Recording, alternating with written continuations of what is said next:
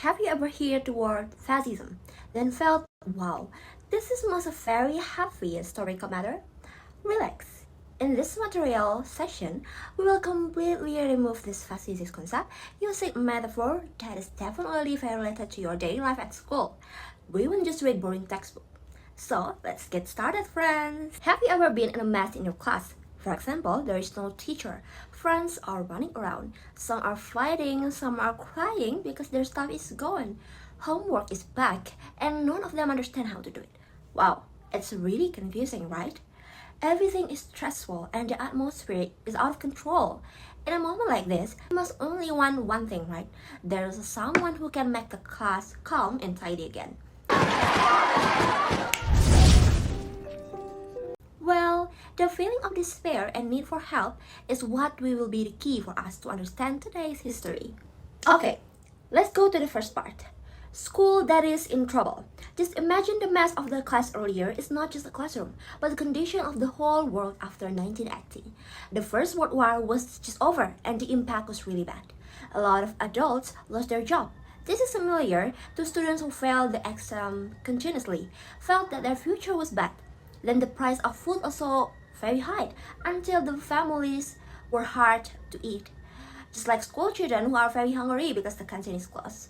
The government at the time seemed weak and could not do anything. Just like the teacher who were not in the class to face the noisy class.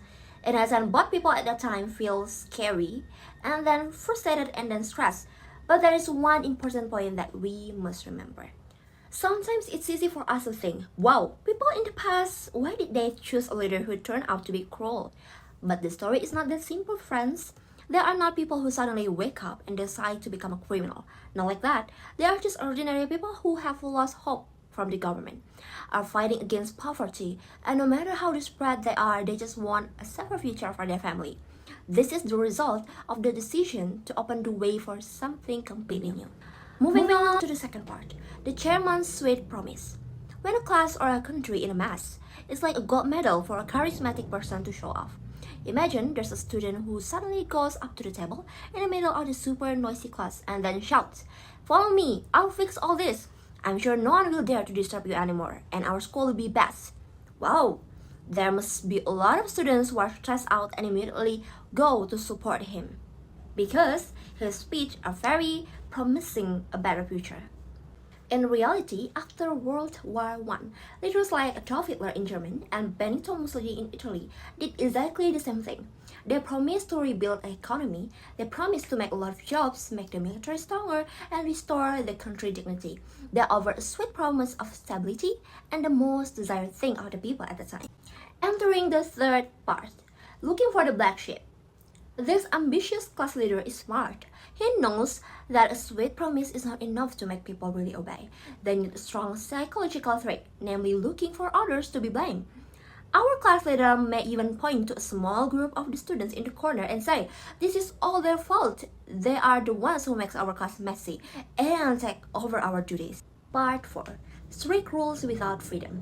Well, here's where the bad news begins. Once this class president gets absolute power, a sweet smile and his beautiful promise slowly fade away.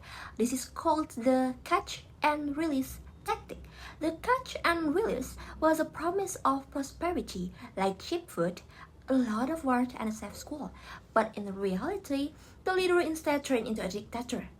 Even the class condition, this class leader may begin to forbid anyone to speak without his permission. Who dare to protest immediately punished or threatened or be killed. In the original story, Hitler and Mussolini also used this tactic. They use fear. They don't hesitate to use physical violence to defeat powers, and people's freedom is really taken away by them. Benito Mussolini in Italy really believes in this concept. According to him, a country or a class in our analogy can only be strong and respected if everyone in favor of one leader, and there is no objection. The country must be united under one absolute ruler. There is no story that can be different opinions. If you dare to have different opinions, you are immediately labeled as an enemy of the country. So, after imagining the class analogy, what is fascism? In short, fascism is a political ideology that supports the super strong dictator's leadership.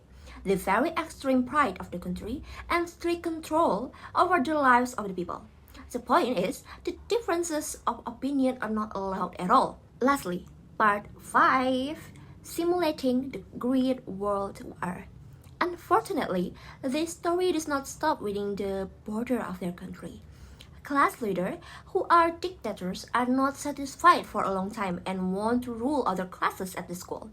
If we look at the time, it all started in 1919 from the economic difficulties after the First World War. Entering the 1920s, the sense of despair made the people support extremist leaders. In the 1930s, these leaders have successfully changed their sweet promise to total dictatorship. And we have reached the peak. Because of the power, the leader like Hitler not only controlled his own people, but began to attack neighboring countries. This is the act that eventually became the main trigger for the outbreak of World War II in 1939. A war that is far, far more terrifying than before. And then bring us to an important question to be answered. When the situation is really difficult and messy, do we dare to change our freedom for the sake of a self-illusion? History of fascism and the class president's analogy give us a very valuable lesson. Fear is an extremely dangerous weapon. When we feel scared and despair, it's easy to fascinate by the sweet promise of someone who offers instant solution, even though the payment is our freedom. That's why it's so important for us to understand history so that we can recognize the signs and not repeat the same mistakes in the future. Okay, friends? Okay, so that's all for our session today, and hopefully it's useful for all of you guys. See you in the next fun discussion. I'm Olga Krisma. Bye bye.